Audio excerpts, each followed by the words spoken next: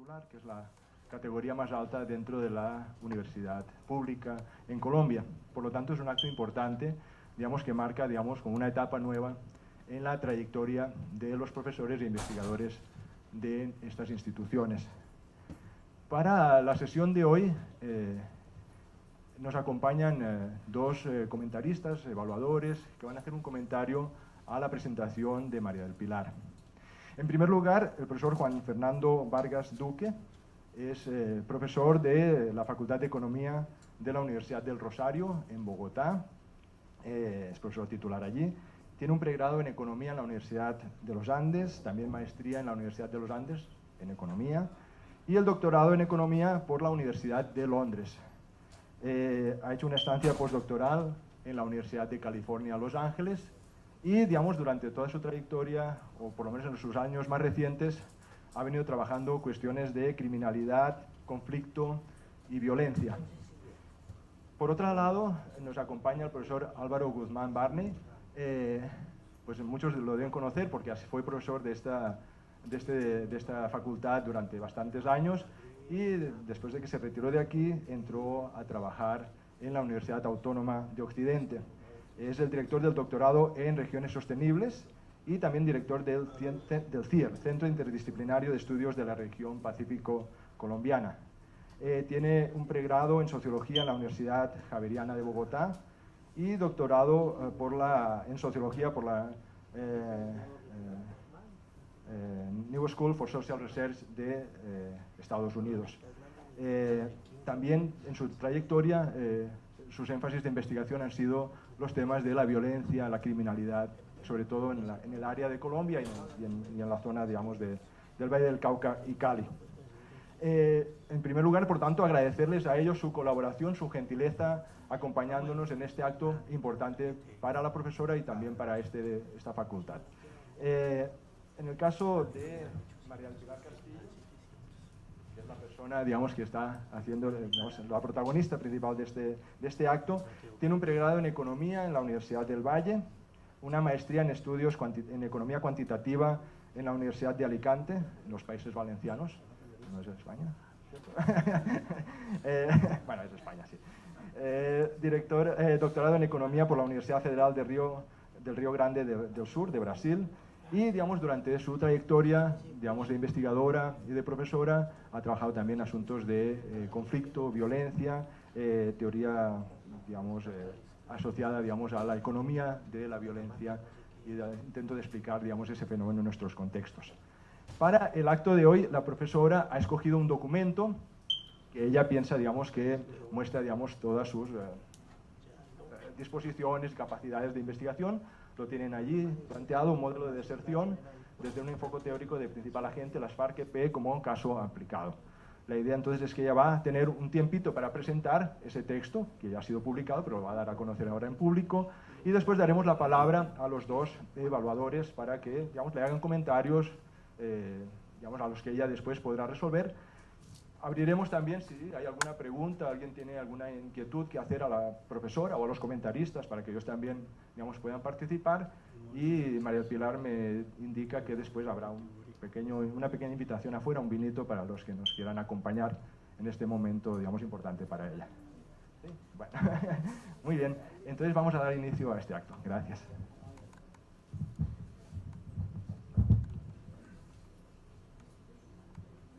Bueno, primero que todo quiero dar las gracias a Pedro y a los miembros del Comité de Credenciales por la organización del evento, a los profesores Juan Vargas y al profesor Álvaro Guzmán, y a todos ustedes por asistir a este evento y acompañarme hoy en este día histórico, por cierto, que es 9 de abril, 70 años del asesinato de Gaitán.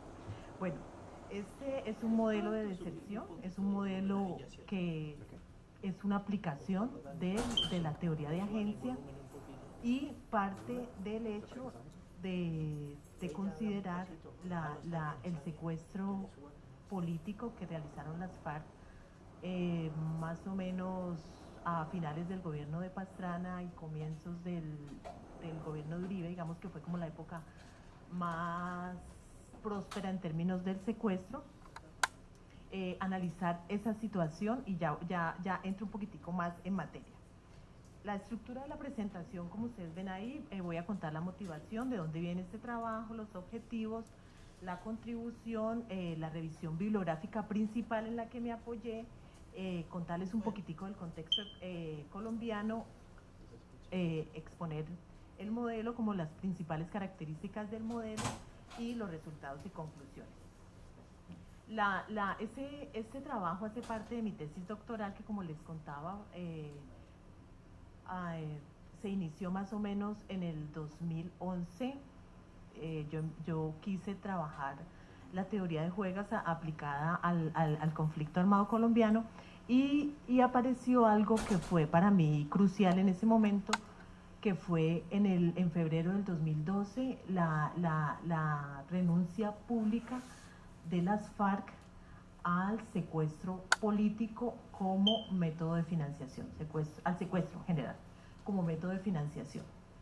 Claro, la pregunta natural que surgía era, bueno, ¿por qué las FARC, después de haber venido durante más o menos un periodo de 8 o 10 años con una interacción entre gobierno y la organización, por qué de un momento a otro decide renunciar a esa estrategia que en algunos momentos parecía exitosa, en algunos momentos parecía no tan exitosa, en algunos momentos le daba el protagonismo al presidente Uribe? Entonces la pregunta que me surgió en ese momento, bueno, ¿qué es lo que está pasando ahí? ¿Por qué las FARC deciden romper con esa práctica del secuestro? Una de las, digamos, de las fuentes o podríamos decir de las razones que podrían haber llevado a que las FARC decidiera romper con esto era la alta tasa de deserción que empezó a ocurrir a comienzos del 2000. Empieza una tasa acelerada de miembros de las FARC dejando la organización. Ustedes saben, ustedes no sé si recuerdan, algunos estaban muy chiquitos, pero otros no tanto, y fue una época bastante, digamos, una época que fue bastante cubierta por los medios de comunicación, porque había un rifirrafe entre el gobierno, entre que las FARC secuestraban a fulanito de tal, lo soltaban, o digamos anunciaban con su liberación, anunciaban las pruebas, y siempre, digamos, hubo como esa tensión todo ese tiempo. Entonces, me preguntaba, bueno, ¿cuáles son la presencia de esa organización? ¿Cuál fue el efecto del gobierno en la organización, en la relación entre los miembros los líderes de la organización y los miembros, los soldados, cuál fue el efecto de esa parte en esa relación para poder agudizar los problemas de agencia que son típicos en este tipo de organizaciones. Entonces, lo primero era tratar de identificar cómo podía hacer una organización armada ante la presencia de un tercero para ofrecer a sus miembros, a los que estaban, digamos, en esa toma de decisiones de desertar, cuál era el diseño óptimo que haría que ese tipo de, digamos, de decisión de dejar la organización parar. Entonces, efectivamente, el instrumental analítico de la teoría de agencia me permitía estudiar eso directamente, es decir, me permitía poder escudriñar esa naturaleza de trade-off entre incentivos y castigos que tenía que diseñar esta organización. ¿Cuál fue la contribución de este trabajo? Pues me pensé en que podía ser ofrecer una respuesta, una explicación complementaria a por qué las FARC habían decidido renunciar al secuestro. Eso no está directamente en el artículo, les estoy contando la motivación, pero ¿qué era qué me permitía en la teoría de agencia? Analizar ese diseño de mecanismos que haría que la organización efectivamente, que los miembros de la organización dejaran de desertar. Como les estaba contando, durante el gobierno de Álvaro Uribe, aquí tengo una gráfica donde muestra la evolución del número de desertores, aunque el 80% de los desertores eran miembros de las filas más bajas de la organización. Sin embargo, hubo personajes importantes. Uno de ellos fue Nelly Ávila Moreno, alias Karina, ustedes no sé si la recuerdan, que ella de hecho se volvió una de las promotoras del programa de deserción del gobierno de Álvaro Uribe. Esta persona que fue, digamos, un personaje clave en Antioquia en los 90, que fue el que, digamos, lideró los ataques y en una parte de Antioquia logró retirar al ejército, se convirtió como en la voz cantante del programa de Álvaro Uribe. Entonces, bueno, ¿qué era lo que estaba pasando ahí? Se suponía que la organización armada tenía una cohesión bastante alta, que hacía que los casos de deserción antes de la época de Uribe y finales de la época de Pastrana fueran casos, digamos, aislados. Como ustedes pueden ver aquí la deserción empezó a crecer, bueno, hay un pico en el 2008 y después cae, pero digamos para la organización fue un revés bastante importante. Ahora, el instrumental analítico de la teoría del principal agente se usa sobre todo, digamos, en los negocios. Ese es como el campo donde más se ha usado. Ahora, hace unos 10 o 15 años, ha venido siendo usada en otro tipo de campos. Y, digamos, uno de los autores claves en esta lección metodológica fue Jacob Shapiro, que él es un politólogo de la Universidad de Stanford, y él ha hecho su investigación estudiando la correspondencia entre los miembros de Al Qaeda. Es correspondencia que ha sido incautada por organismos de seguridad de los Estados Unidos, y él ha tenido acceso a toda la comunicación entre miembros, y él ha descubierto que en este tipo de organizaciones donde, digamos, que es claro que cuando hay problemas de agencia tiene que ver con la existencia de información asimétrica, aquí hay un problema diferente, y es la clandestinidad, ¿no? Lo secreto de las organizaciones, y que los mecanismos de cumplimiento de los contratos, es decir, el contrato que yo firmo tácitamente cuando entro a una organización, esos mecanismos de cumplimiento no son exógenos, ¿sí? En el caso de este tipo de organizaciones ilegales, sino que son endógenos, se tienen que determinar dentro. Es decir, así como cuando alguien, una oficina de cobra contrata a un sicario para matar, pues los mecanismos, si el sicario no mató al que le fue encomendado, pues la oficina de cobro no puede ir ante el gobierno y decirle, oiga, yo a él no le voy a pagar porque él no cumplió. No puede hacer eso. Lo que tiene que hacer es buscarse unos mecanismos que hagan que esta persona efectivamente cumpla, es decir, que las amenazas de la organización sean creíbles, ¿vale?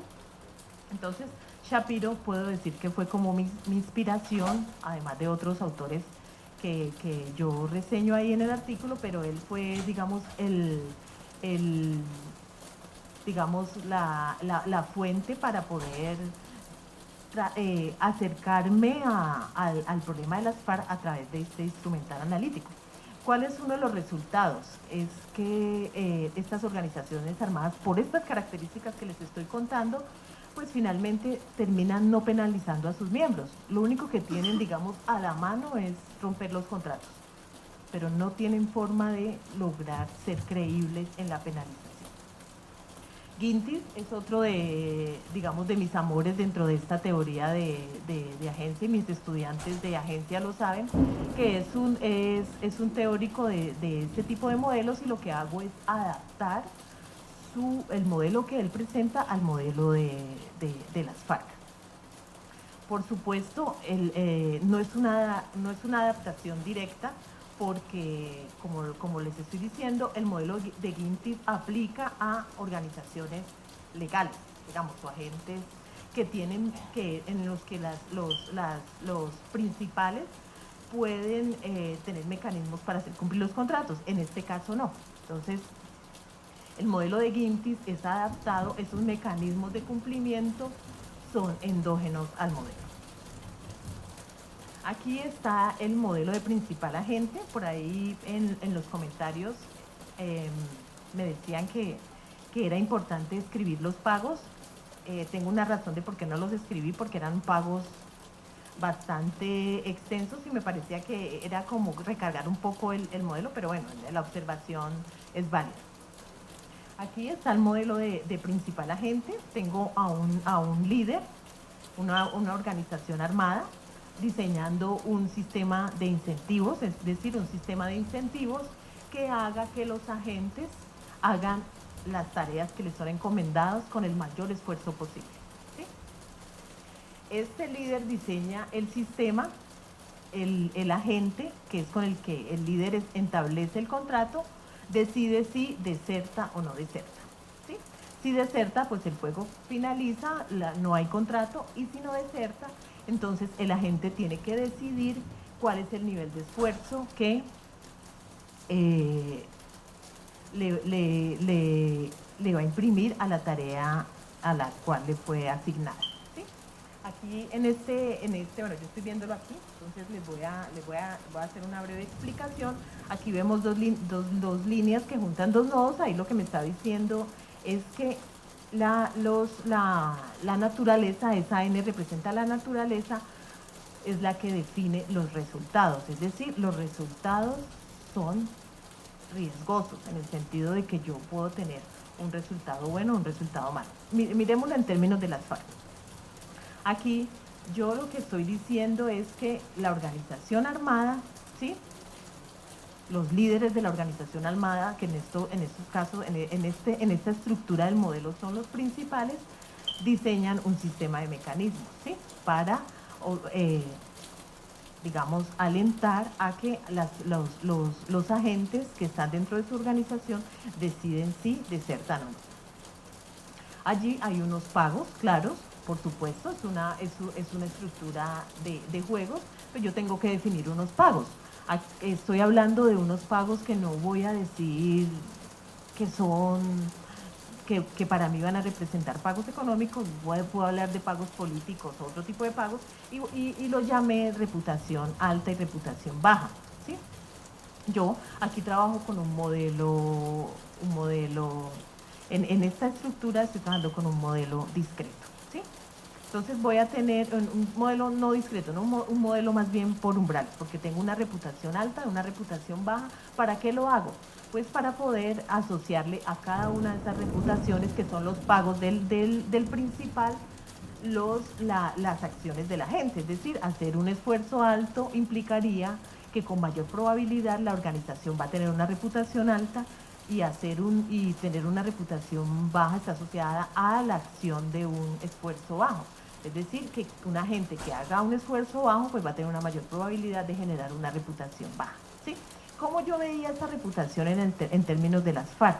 Era, digamos, y fue una de las ideas cuando quise como pensar en modelar esa reputación, era ver qué tanto cubrimiento tenía las FARC. Obviamente en este artículo no lo hago, ¿no? Pero les cuento con lo que yo soñaba en esos momentos, ¿no? Y era poder tratar de medir eso. Entonces se quedó así, ¿no? Simplemente se quedó con reputación alta y reputación baja. Pero les cuento lo que había detrás, ¿no? Yo decía, bueno, una reputación alta es que, digamos, en los medios de comunicación las FARC tengan mayor cubrimiento, etcétera, frente al gobierno. Y medir también digamos, lo que estaba obteniendo el gobierno en ese momento. Entonces, este es un modelo muy sencillito, es un modelo en el que, digamos, es un juego que yo puedo resolver por inducción hacia atrás. Aquí arranco en la etapa 1 resolviendo, paso a la etapa 2 y luego resuelvo para la etapa 3. Es un modelo de maximización de una función de beneficio en el que hay dos restricciones fundamentales, que son las restricciones que define el modelo de principal agente.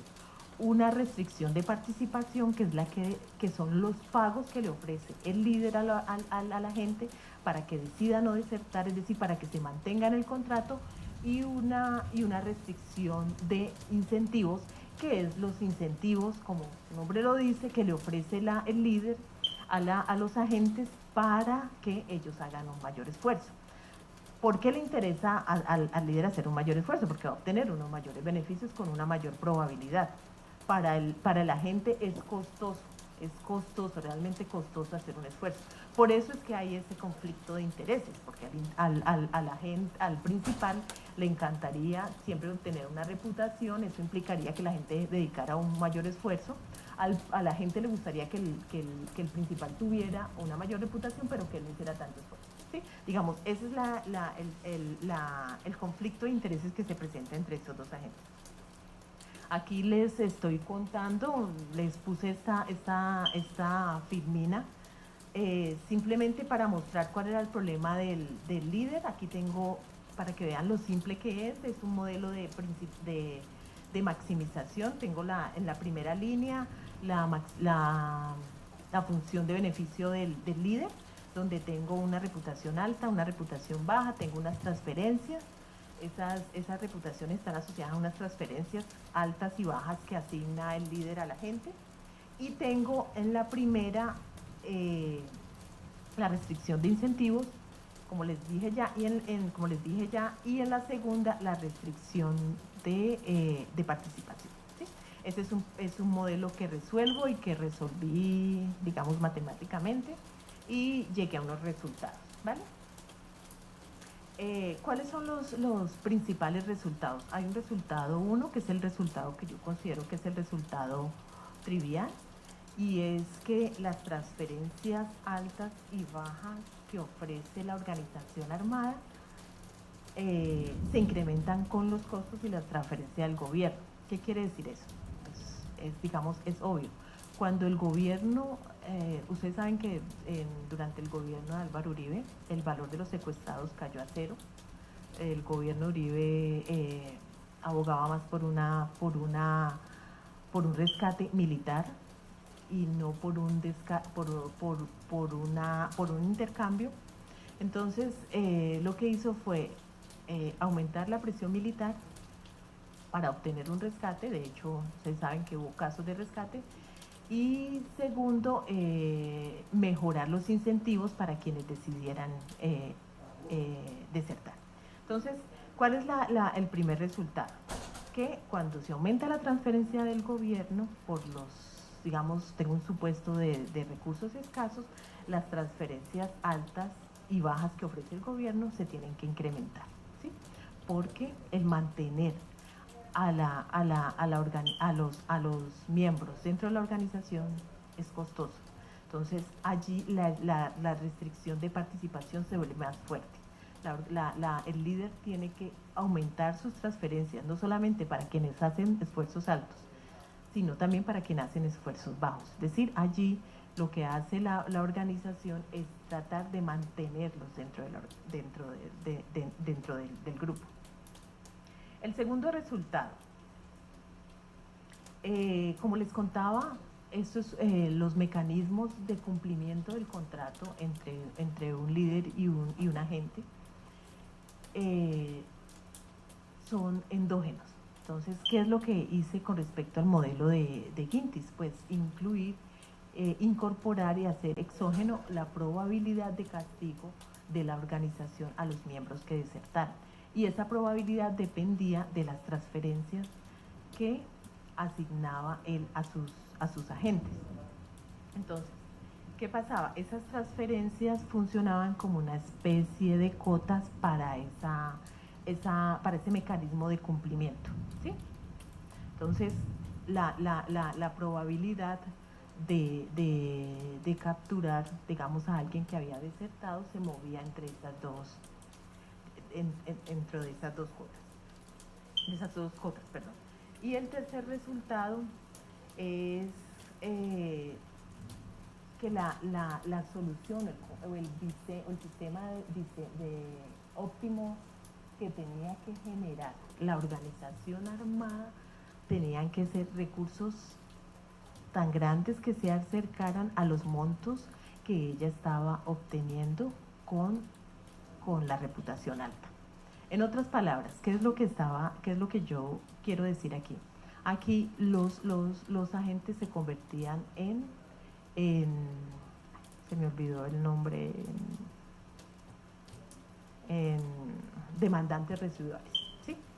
¿Qué significa eso en términos de la teoría? Que para poder mantener a los agentes de la organización dentro del grupo y además que hicieran un esfuerzo alto, la organización tendría que comprometerse a ofrecerle más de lo que les estaba ofreciendo. Esa era, digamos, en términos intuitivos, esa era digamos, uno de los resultados a los que yo llegaba con este modelo, resolviendo el modelo.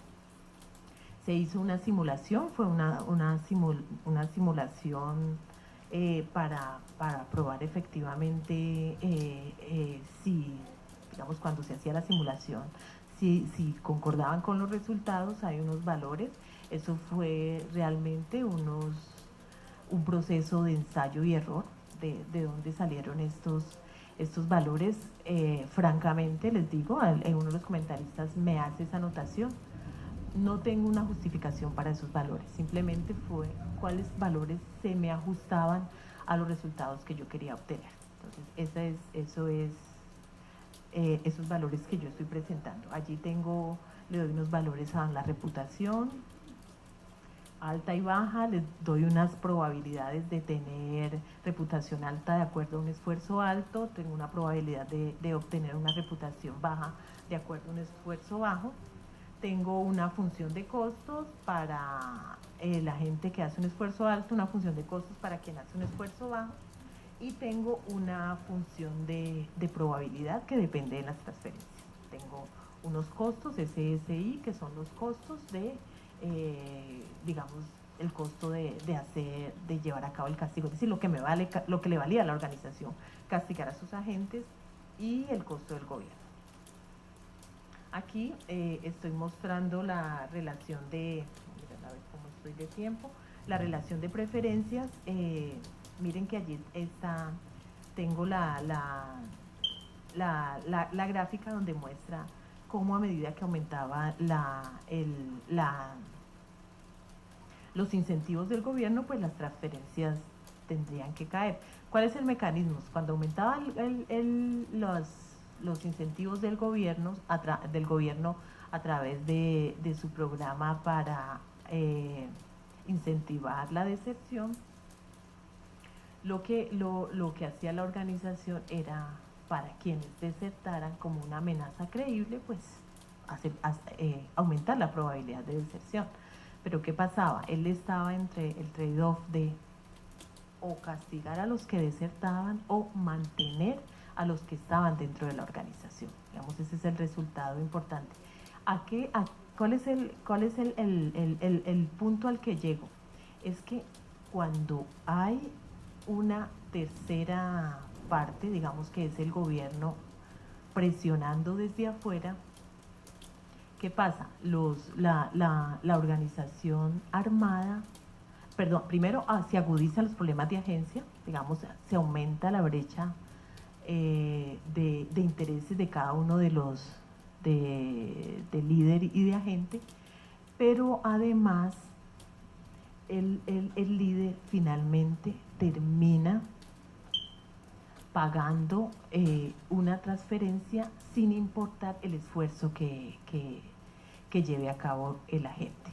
Es decir, que allí hay digamos, no sé si podría decir que se rompe, sino que la naturaleza del diseño rompe un poco con la naturaleza del modelo de principal agente, porque la gente, ante la presión de un agente externo, finalmente termina más preocupado porque los agentes no deserten a que los agentes lo hagan bien. Entonces, yo simplemente, en ese caso, como al líder, estaría pagando porque los agentes se mantengan dentro de la organización, pero no porque hagan un esfuerzo alto. Y ustedes saben que un esfuerzo alto no necesariamente se traduce por las probabilidades en una alta reputación. Entonces, allí, ese mecanismo para poder hacer castigar a quienes desertaban, finalmente iba en detrimento de la misma organización. Aquí tengo un dibujo donde muestro simplemente cómo era el comportamiento de las recompensas del gobierno versus la probabilidad de castigarlo. Hay mientras uno está creciendo, el otro está rápidamente cayendo.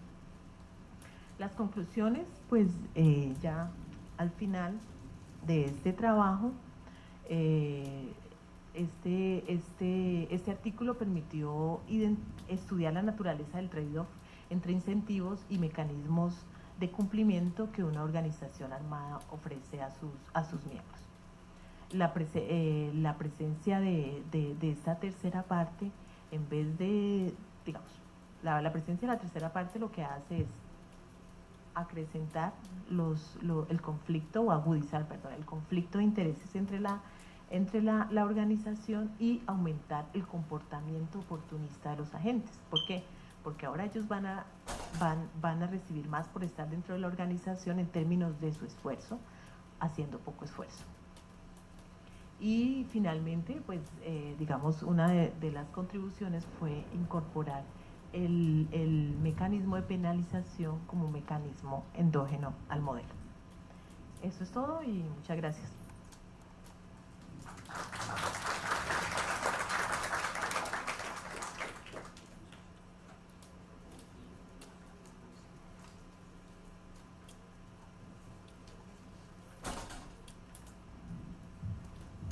Gracias, María del Pilar. Entonces arrancamos escuchando el comentario de Juan Fernando Vargas y después de Álvaro Guzmán. Bueno, muchas gracias por la invitación y es un honor para mí ser parte de este comité. Un placer haber leído el artículo y haber asistido a la presentación y por supuesto estar aquí en la Universidad del Valle es muy emocionante. Es mi primera vez en la Universidad del Valle, sí, lo digo con entusiasmo y vergüenza al mismo tiempo. Y además me dieron un gran almuerzo. Así que muchas gracias. Sí. Bueno, yo envié un grupo de comentarios hace unos días que evidentemente tú leíste, porque en esta presentación se ve, digamos, un énfasis en tratar de solucionar algunos comentarios puntuales, ninguno demasiado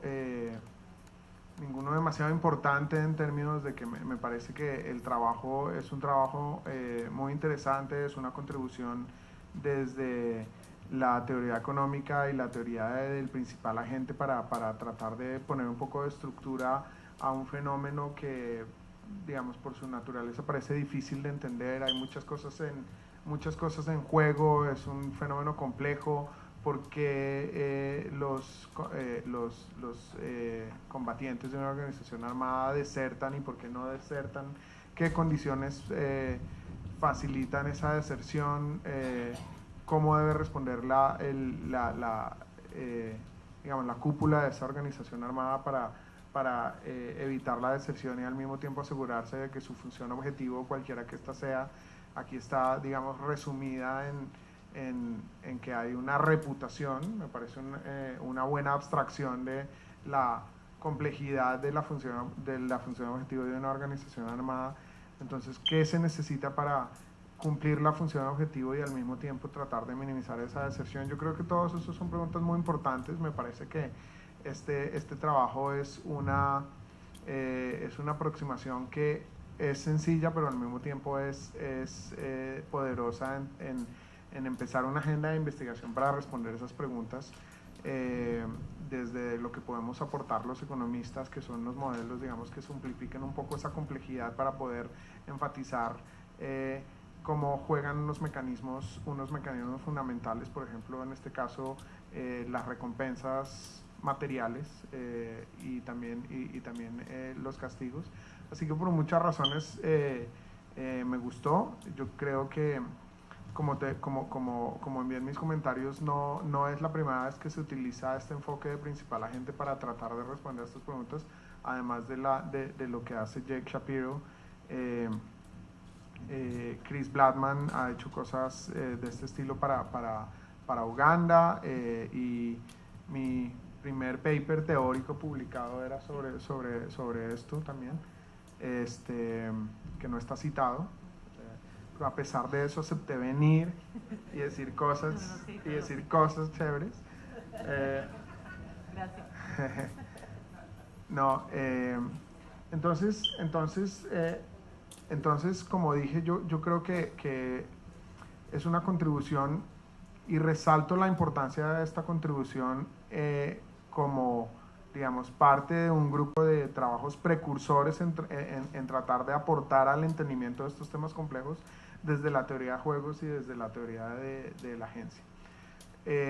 Además de los comentarios que ya te había enviado, viendo la presentación, yo creo que hay unas cosas importantes que quisiera resaltar. Una, digamos, es difícil siempre comentar un trabajo que ya está publicado, porque uno no sabe exactamente cuáles son los incentivos. Hablando de incentivos, los incentivos que tiene el que recibe los comentarios para, digamos, para darle bolas a uno. Pues yo creo que, como digo, yo creo que esto es el principio de una agenda de investigación donde uno le puede poner a este modelo, que es el más básico posible. Porque digo que es el más básico posible si uno quiere entender deserción y si el esfuerzo es alto o bajo que hacen los combatientes, pues porque, digamos, hay un contrato que diseña el principal y después hay dos decisiones que toma la gente: sigue o se queda, y si se queda, se porta bien o se porta mal. Es lo más sencillo que uno puede modelar. Pero fíjate que la cosa que más te interesa en este modelo es cuál es la presión externa, ¿cierto? Y la presión externa simplemente está como una variable exógena en este momento en el modelo. Pero uno podría pensar que una extensión obvia de lo que acabas de hacer es un modelo donde haya dos jugadores y una interacción estratégica entre esos dos jugadores, digamos, además del principal y el agente, o digamos tres jugadores, ya hay dos, donde el gobierno entonces, digamos, no sea no sea la naturaleza, y es que exógenamente está dado el esfuerzo del gobierno en cuánta presión poner para ponerle presión a los combatientes a que deserten, y a los líderes a reaccionar a eso, sino que reaccione estratégicamente a eso, ¿no? También tiene una restricción presupuestal, también tiene asimetría de información, porque no conoce también el territorio posiblemente, y entonces eso hace que también tenga un trade-off en cómo reaccionar, y decida si pone más presión o si le concede el triunfo de ese territorio estratégico a las FARC. Si puedo, digamos, poner la función objetivo en esos términos. Entonces yo creo que esa es una extensión clave. Como dije, uno de los comentarios que dije, y que me parece que son importantísimos en este tipo de trabajos, es, sobre todo si uno quiere empezar a, digamos, tener una mayor audiencia y publicar en revistas internacionales, estos modelos sencillos son muy útiles si uno les pone mucha estructura en términos de lo que está queriendo decir. Entonces, contar una historia, además de lo que dijiste aquí, de que no, mi motivación es las FARC, etcétera, que también está escrito en el documento, pues, cómo interpretas cada parámetro del modelo en términos de lo que está pasando en el conflicto colombiano o de lo que pasó en ese momento histórico, y por qué es importante esta abstracción sobre lo que las acciones más importantes de los grupos relevantes en ese momento histórico, y qué te está dando el modelo para entender lo que pasó que no supiéramos antes por nuestra intuición, o porque nuestra intuición estaba errada si no teníamos esta estructura en la cabeza. Todo eso yo creo que en una siguiente iteración, digamos, de esta agenda sería muy útil. Yo creo que voy a dejar ahí mis comentarios, y nuevamente felicitaciones, y me parece muy interesante tu trabajo.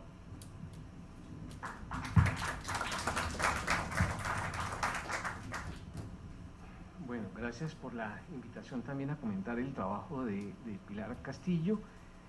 Yo sí más o menos tengo trayectoria en la facultad, y me alegra mucho poder estar de nuevo aquí y compartir estas ideas con ustedes.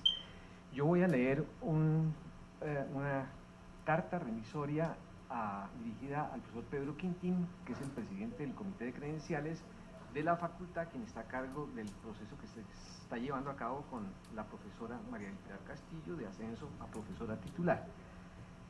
Entonces digo lo siguiente, me refiero a su solicitud para evaluar el artículo A Model of Desertion from a Principal Agent Theory Perspective de los autores María del Pilar Castillo y Giacomo Balbinotto, en adelante C y B, solicitud que usted hace en el marco del ascenso en el escalafón de la profesora María del Pilar Castillo como titular de la Universidad del Valle.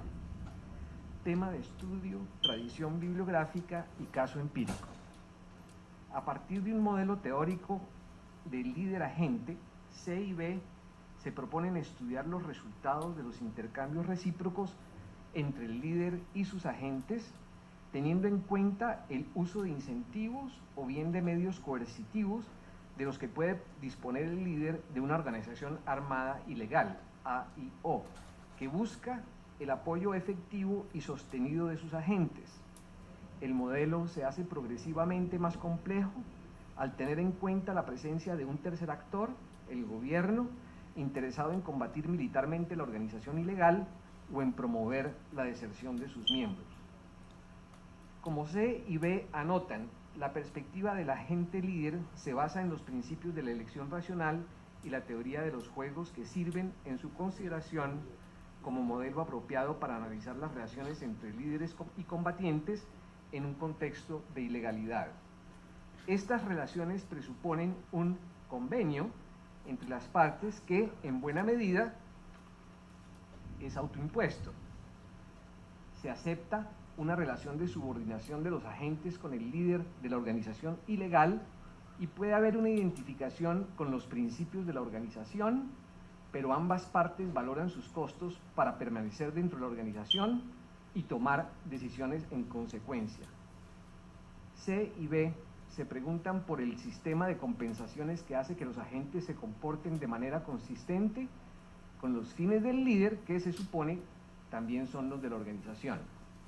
Por lo tanto, son importantes los incentivos y las condiciones de riesgo que viven los agentes, ante todo, en presencia de un tercer actor que incentiva la deserción. Los agentes toman decisiones para continuar o desertar, dependiendo si el líder comparte los riesgos y si los beneficios que él o ella ofrece son mayores que los costos de la deserción. C y B anotan que su modelo también tiene que ver con un modelo cooperativo que se focaliza en el cumplimiento efectivo de las tareas asignadas cuando se permanece en la organización armada ilegal, AIO. El dilema del líder se mueve entre gastar recursos para evitar la desmovilización o penalizar a aquellos que deciden retirarse. C y B estiman su contribución investigativa en encontrar la respuesta óptima del líder al intercambio entre incentivos y castigo.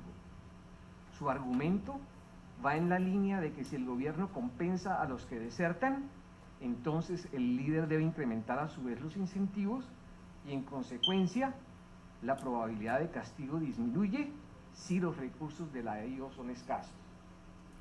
Si se incluye un mecanismo coactivo de parte del líder, o mejor, aquí hay un tema con el lenguaje en inglés, yo diría coercitivo, no tanto coactivo en la traducción, digo yo, sino más bien coercitivo.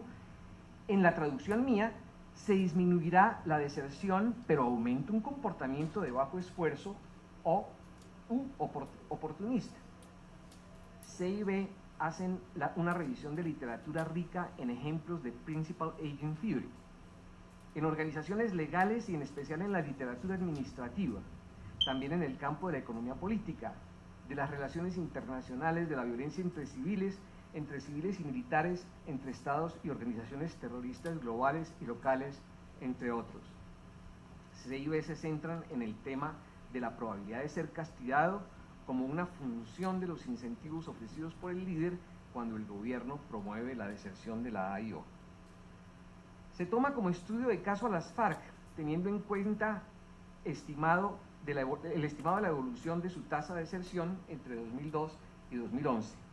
No es claro por qué se dice que esto sucede después de que las FARC optaron por el secuestro como estrategia de guerra, Aquí hay un problema, y es que más que una estrategia de guerra, digamos, casi que es una táctica para lograr recursos, digamos, económicos y para sostenerse. Pero como estrategia de guerra, digamos, uno podría discutirlo.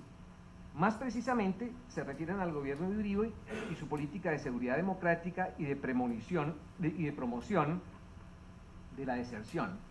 Al lado de la presión militar se anota el ejemplo de la desmovilización de Karina, que de hecho era una líder de frente, lo que es una distorsión en el uso del modelo. Es una distorsión, digamos, marginal, pero distorsión porque uno está pensando en los agentes de base y en una estructura de frentes o de columnas guerrilleras, pues el líder es el líder de frente, no necesariamente el comando central, digamos, de la organización. Modelando las relaciones líder principal-agente.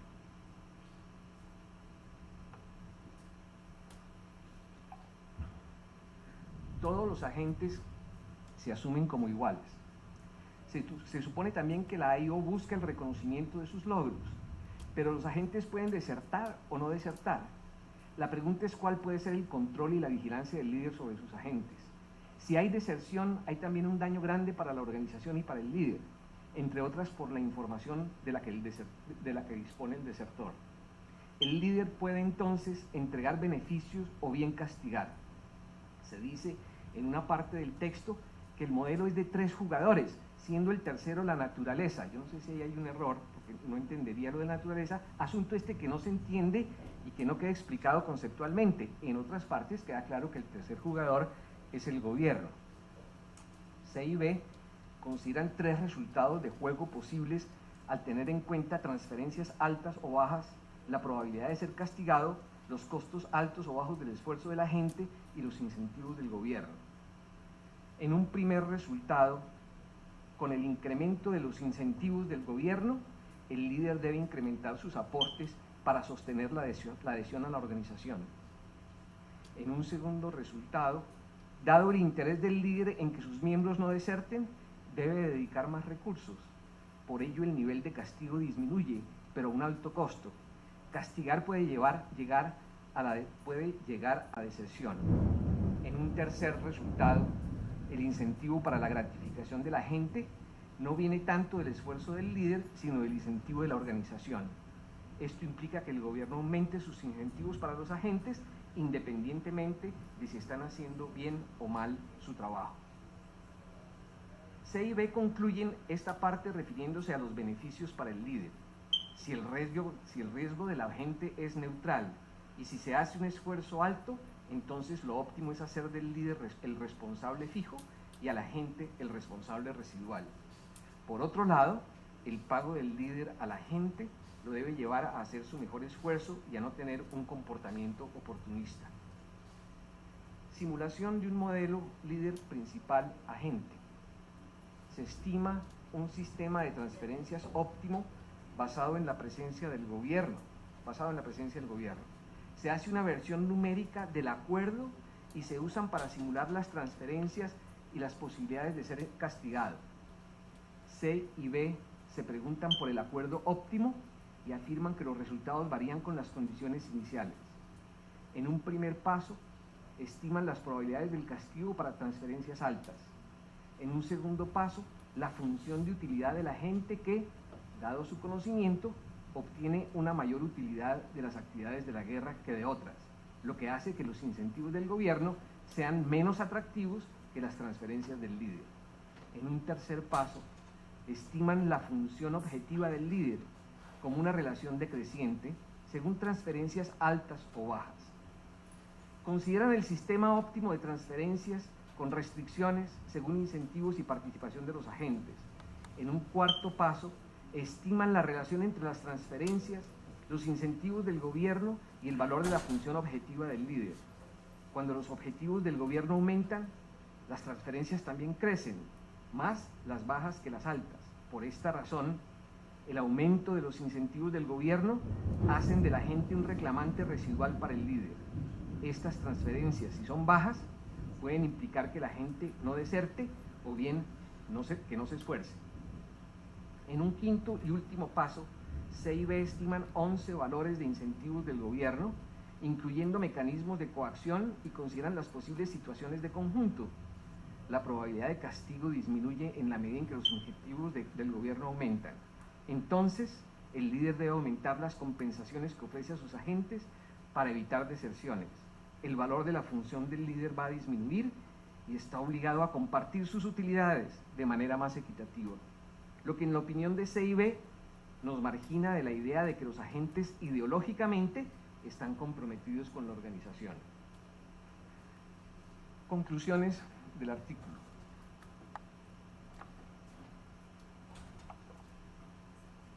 Un primer tema de conclusión es el de los costos y beneficios de permanecer o salir de la AIO, en un contexto en el que el gobierno promueve la deserción.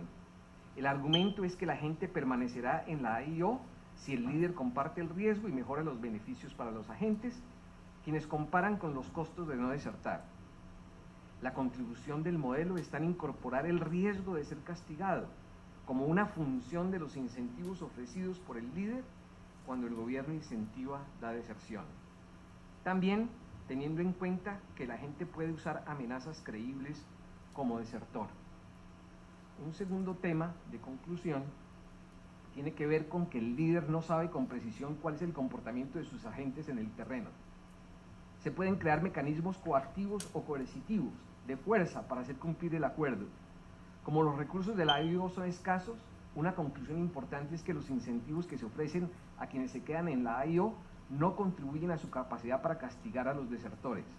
El riesgo y el costo de la operación para el líder aumentarían.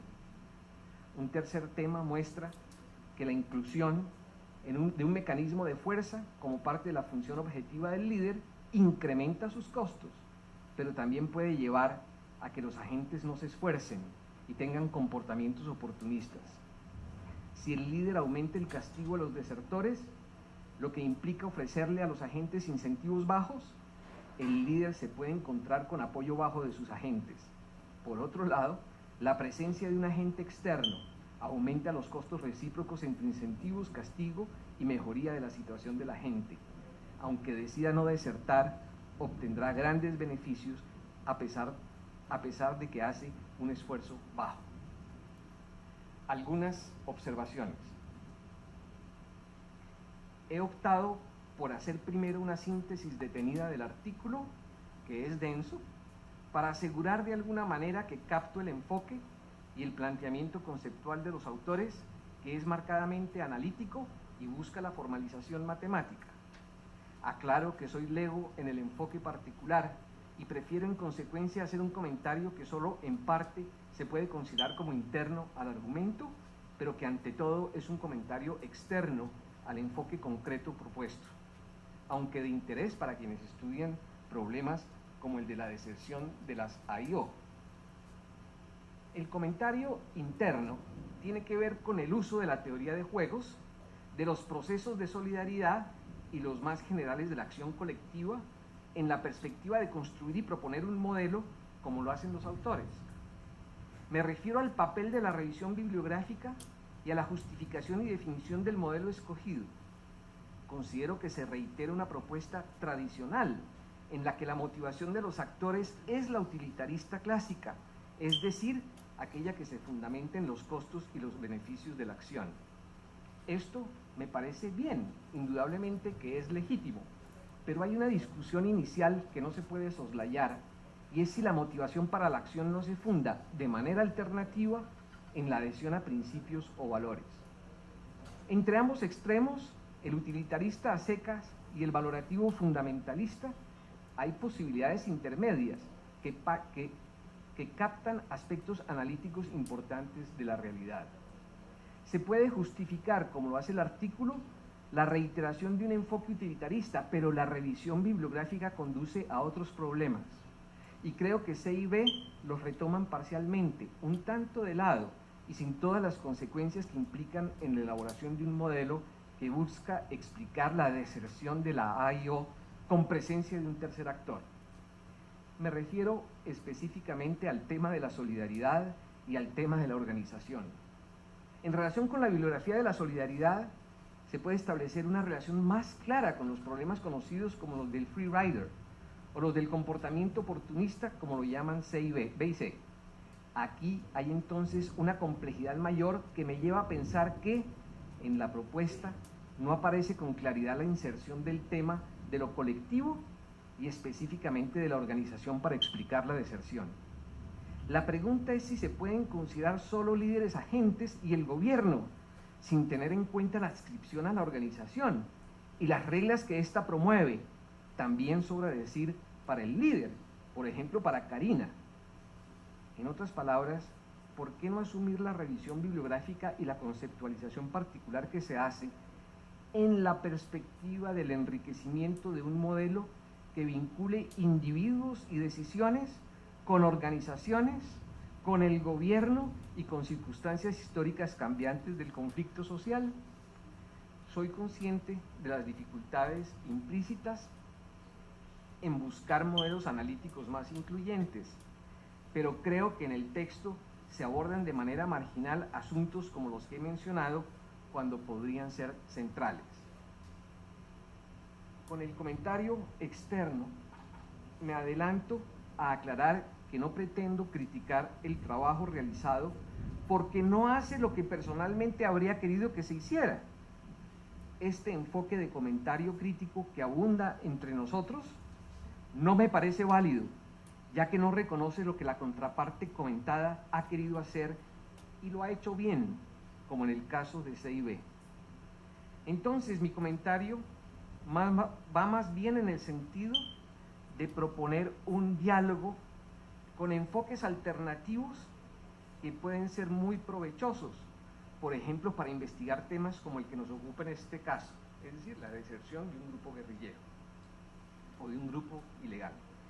Me refiero a un enfoque sociohistórico que no se centra tanto en relacionar analíticamente variables y asignarles un papel causal generalizable y sustentado estadísticamente, sino que se centra, por el contrario, en establecer conexiones causales relevantes de tipo teórico, pero con contenido empírico, que pueden ser variadas, ya que un mismo efecto puede provenir de diferentes conexiones causales.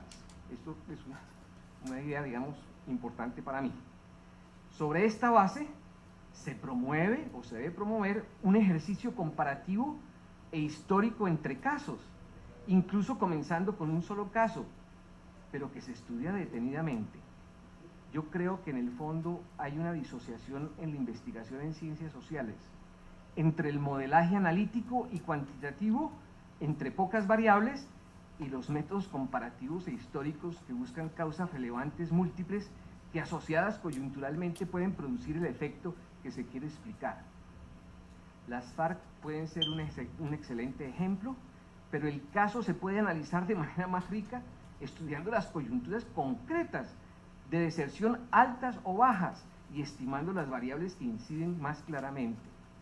Llegados a conclusiones en un caso, podemos comparar con otros casos de desmovilización de A&O y llegar a conclusiones más fuertes. Como lo dije antes, este comentario solo busca señalar un derrotero y tener en cuenta la actual crisis de paradigmas en las ciencias sociales y económicas que no asumen el tema de la complejidad a cabalidad. Se requiere crear puentes en las explicaciones. Felicito a los autores por su trabajo, especialmente a quien conozco, la profesora María del Pilar Castillo de la Universidad del Valle, a quien le deseo éxitos en su carrera profesoral e investigativa. Espero haber podido proporcionar con mi argumento algún incentivo puramente intelectual y académico para propiciar una discusión. Muchas gracias.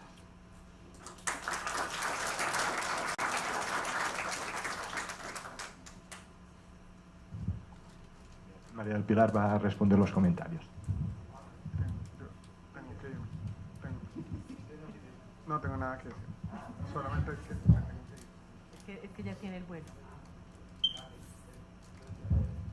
El profesor se tiene que ir, le vamos a agradecer, digamos, su colaboración, su participación con nosotros y esperamos que no sea la última vez, ¿no? Que digamos que venga.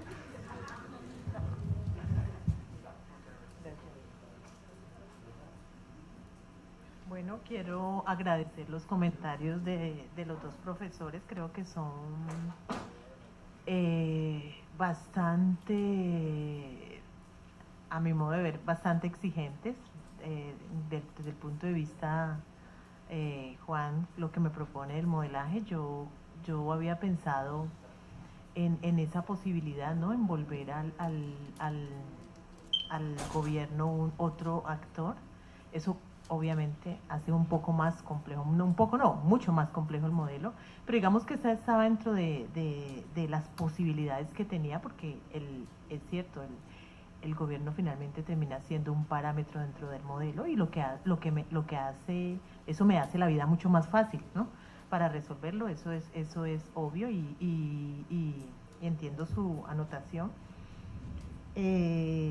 Hay en los comentarios hablaba de un trabajo que él había hecho haciendo la aplicación del modelo de principal agente.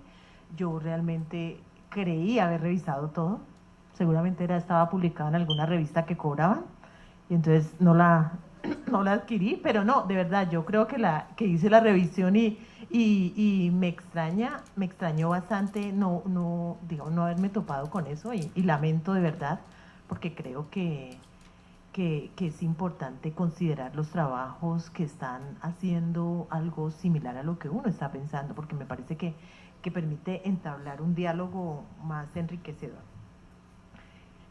Sí, también acepto el comentar, es que también es un problema como de espacio, ¿no? Es el caso de las FARC, estoy de acuerdo con Álvaro, es un caso extremadamente complejo, con demasiadas aristas, que cualquiera de ellas podría ser un proyecto de investigación, y cualquiera de ellas podría modelarse, ¿sí? Pero claro, en términos de espacio, de tratar de lo que hacemos los economistas, ¿no? De modelar y tratar de ser, digamos, un poco certeros en los resultados que mostramos, pues terminamos siendo lo que dice Álvaro que somos, ¿no? Entonces yo acepto su crítica, creo que lo que él me propone, digamos, yo ya lo siento como un diálogo con él, y un diálogo que implicaría otro proyecto de investigación y otro artículo, y más en los términos de Álvaro, ¿no? O en el que digamos, pudiéramos como conectar ideas y yo pensar en cómo podría modelarse lo que Álvaro me está proponiendo. Estoy absolutamente de acuerdo. Miren, cuando yo analizaba los casos de deserciones de las FARC, me enfrenté a ese dilema. Claro, Karina, en términos de la organización, ella no era alguien de las capas bajas, pero bueno, en términos de la cúpula sí. Es decir, ella no hacía parte de la cúpula, que era para mí digamos, la figura de líder. Esa era Entonces, claro, yo la metí en el saco de los que desertaron, los que, digamos, estaban del otro lado, del lado de los agentes, frente al principal. Pero sí, yo me enfrenté a muchos casos, y hay casos en los que eran comandantes de frente que, digamos, a su cargo tenían un grupo de personas, y ellos, ese caso ya representaba otra relación de principal agente. Pero claro, como vuelvo y les digo, uno se enfrenta a cualquier cantidad de, digamos, de situaciones que podrían ser modeladas, pero que llega un momento en que toca tomar una decisión de cómo, qué modelo, qué no modelo, qué dejo afuera, yo sé, y eso da espacio a muchas críticas como las que me está haciendo Álvaro, que de verdad le agradezco, porque permite como desde tener la visión de alguien que no es economista, que conoce el fenómeno muy bien, y que puede decir, bueno, a este modelo le falta, este modelo no permite la explicación de este fenómeno que es tan complejo. Pero de todas maneras acepto, y creo que podría plantearse, ¿no? Más adelante, y como decía Juan, son de todas maneras estos artículos, yo creo que terminan siendo el primer paso para una investigación. Es decir, uno lo que siempre presenta en un artículo no es algo terminado, sino es como la primera etapa, que uno simplemente quiere decirle al mundo, oiga, estoy aquí, estoy pensando esto, y esto es lo que tengo. Pero eso te abre un mundo de posibilidades, es lo que yo también le digo a mis estudiantes. Un artículo es eso, y una tesis es eso, y una tesis doctoral es mucho más que eso, Digamos, digamos, es menos que eso en el sentido de que la tesis doctoral es el comienzo a una agenda de investigación y quedan muchas cosas ahí en el tintero que se podrían mejorar. Gracias.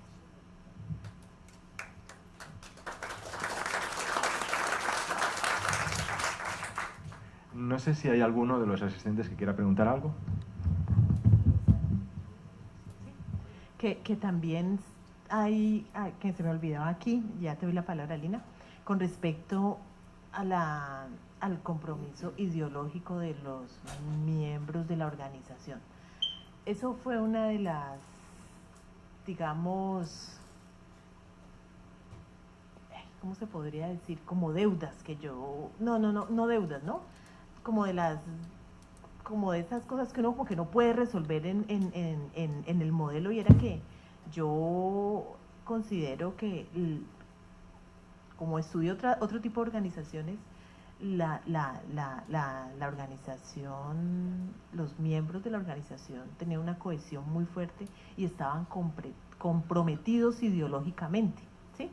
Por eso, sí, a veces como que tengo posiciones un poco dudosas a lo largo del documento con respecto a eso, pero a mí era algo que me tallaba mucho, ¿no? Que yo estaba casi que homogenizando como el compromiso ideológico de la organización y estoy absolutamente de acuerdo que no es así, ¿vale?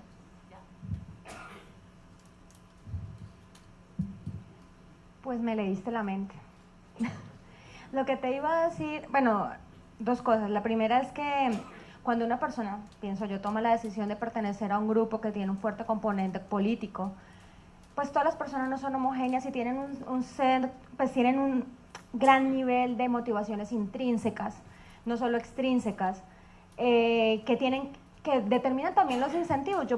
Si soy muy motivado intrínsecamente, posiblemente no necesito tanta plata y no necesito los mismos incentivos que otros. Entonces, a mí me parece que eso sería chévere que lo modelaras y lo puedes, pienso yo, si lo querés hacer a través de los juegos, uno podría pensarlo como si fueran tipos, ¿no? Tipos de individuos.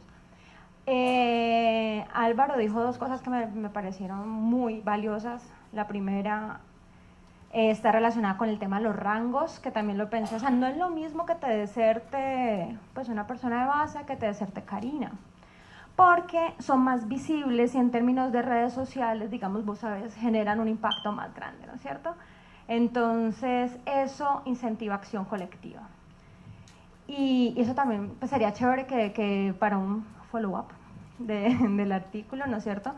Uno puede modelar la acción colectiva desde, si uno piensa que la lucha armada, que es si lo pensás como un bien público, imagínate que fuera un bien público, ¿no es cierto? Donde hay un grupo de personas que están luchando por resolver un problema de desigualdad o lo que sea. Entonces, y hay ciertos agentes que tienen un estatus más alto, y entonces esos agentes, digamos, que jalonan acción colectiva. Entonces, hay unos papers chéveres en términos de cómo de cómo jugar, o cómo modelar como acción colectiva y provisión de bienes públicos cuando hay líderes en la organización. Por supuesto, yo sé que tú le diste un enfoque distinto, que es principal la gente, pero tenés una agenda con todas las posibilidades.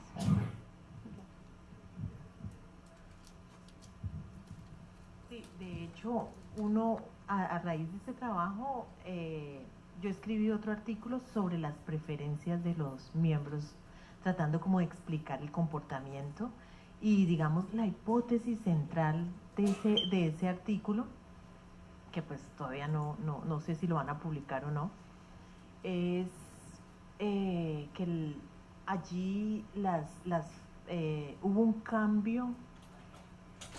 Digamos, también estoy considerando el enfoque principal agente, ¿no? Pero hubo un cambio en las preferencias de los agentes por el efecto del secuestro. Es decir, si nosotros pensamos a los miembros de la organización como, digamos, como miembros que prefieren tareas de combate, el secuestro político los volvió carceleros, ¿sí? Y eso pudo haber tenido un impacto fuerte en la toma de decisiones. Yo hago un modelo donde, digamos, trato de mostrar cómo ese cambio de preferencias puede llevar a que algunos tomen la decisión de desertar, y eso está asociado al nivel de ideología de cada uno de ellos. Entonces yo ahí considero tipos, por supuesto, considero tipos porque es importante tener en cuenta que la ideología no es homogénea. De hecho, hay trabajos en los trabajos sobre organizaciones terroristas, hay trabajos muy avanzados que modelan eso, ¿no? Es decir, tratando de mirar quién decide ser terrorista o no, y cómo las organizaciones detectan quién puede ser un buen terrorista y quién no, pues lo hacen de acuerdo a tratar de medir a través de variables económicas, ¿no? El nivel de compromiso con la organización. Gracias. Aquí hay otra pregunta. Qué pena, muchas gracias, buenas tardes. Primero que todo, disculparme porque llegué un poco tarde, así que no escuché todo el comentario, y me disculpo si de pronto lo que voy a decir ya lo habían aclarado antes. Con todo respeto, sí me gustaría saber las fuentes para el artículo, porque creo que si se consulta nada más el internet, ahí vamos a encontrar los estatutos, el reglamento, las normas internas que regían la vida de los combatientes de las FARC, y ahí van a encontrar claritico el compromiso político ideológico. Dicho de paso, los guerrilleros no eran empleados ni respondían económicamente a un mando, respondían a una estructura político-jerárquica, y pues me parece, con todo respeto, que es muy desafortunado. Creo que el ejemplo de Karina, visto costo-beneficio, tampoco es el más indicado, puesto que habría que analizar toda la situación político-militar que se vivía en el área donde ella resolvió optar por entregarse. Y me parece que es una particularidad. Es decir, lo que queda en evidencia es que se desmovilizaron alrededor de 11.000 combatientes. De ellos, me imagino yo que unos 2.000 o 3.000 serían mandos, y entonces se toma un caso para hacer un artículo. Me parece que no es muy objetivo en ese aspecto. Y lo otro es si para hacer el estudio se entrevistó, se tuvo en cuenta nada más la información proveniente de los desertores, o si se buscó a los que aún permanecían en la organización para hacer ese artículo, y de allí sacar conclusiones que nos pudieran pues orientar más en ese sentido. Muchas gracias y disculpen. Gracias. ¿Alguna otra pregunta?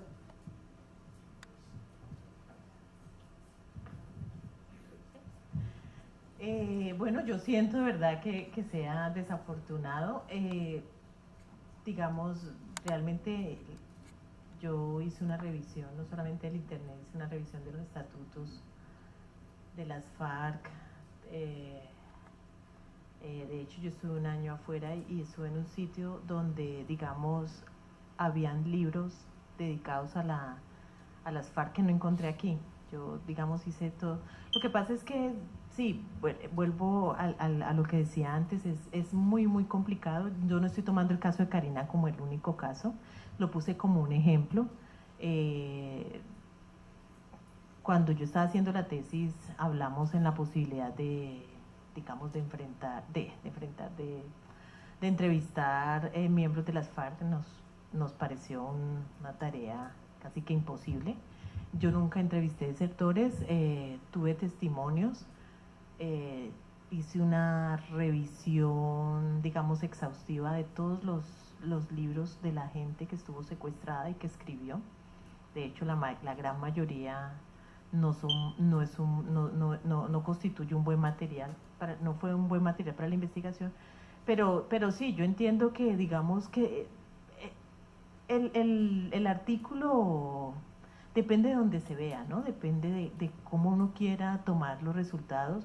Yo simplemente quería mostrar, era un problema de agencia que había a partir de un caso específico.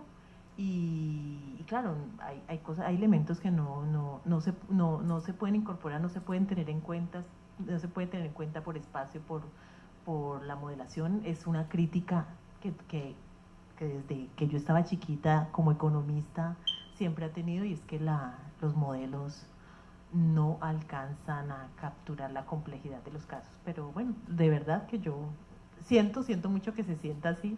Pero bueno, digamos que es como todo, ¿no? Pues a unos les gustarán, a otros no. ¿Qué podemos hacer allí, no? Pero te soy sincera, ¿no? Yo creo que hice una revisión, creo que no fue un problema solamente de internet, ¿no? Eso es claro.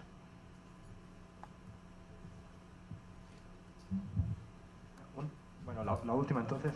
Venga. Profesora, quisiera saber qué tanto puede afectar el modelo de agencia el hecho de que se haya considerado la retención con fines políticos como una estrategia de guerra y no como un mecanismo de financiación de la guerra. Gracias. Yo no sé.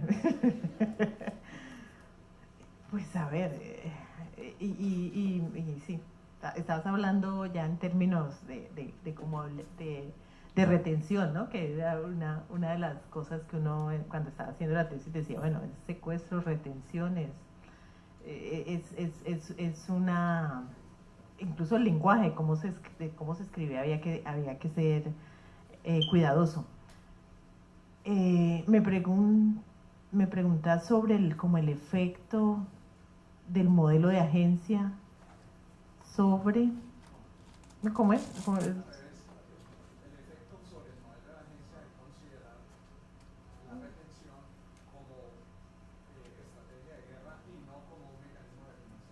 Si crees que cambiarían los resultados,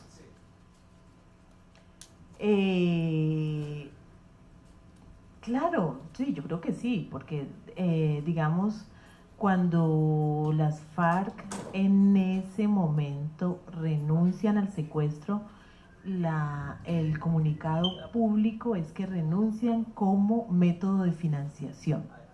Digamos, ese es como ellos, no desde el punto de vista político, entonces ellos renuncian. Yo creo que sí, digamos, como la forma en que yo lo hice es como lo presenté aquí, ¿no?